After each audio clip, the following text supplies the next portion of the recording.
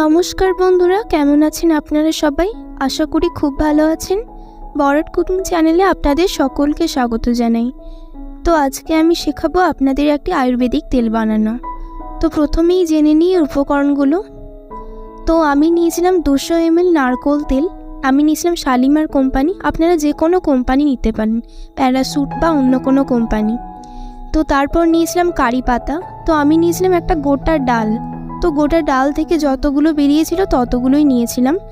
আর নিয়েছিলাম 20 গ্রাম মেথি, 20 গ্রাম কালো জিরা, আর নিয়েছিলাম পান পাতা, যেটা নিয়েছিলাম আমি 6টা মতো। আর নিয়েছিলাম জবা ফুল, জবা ফুলের পাপড়িটা আমি ইউজ করেছিলাম, এটা নিয়েছিলাম 3টে। আর নিয়েছিলাম অ্যালোভেরা, অ্যালোভেরাও আমি 4টে নিয়েছিলাম ডাল। তো সেটা থেকে এবার শাঁসটা বেরিয়েছিল 4 চামচ মতো, তো ওটা আমি ব্যবহার করেছিলাম।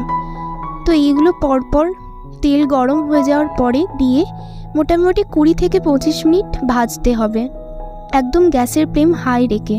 গ্যাসের ফ্লেমটাকে হাই রেখে সুন্দর করে নাড়াচাড়া করে ভেজে নিতে হবে। যেগুলো দেওয়া হয়েছে তেলের মধ্যে উপকরণগুলো, সেইগুলো যখন কালো হয়ে আসবে, একটু বাদামি থেকে একটু হালকা কালচে কালচে ভাব আসবে, তখনই গ্যাসের ফ্লেমটাকে অফ করে দিতে হবে এবং এটা ছাঁকনির সাহায্যে ছেঁকে নিতে হবে।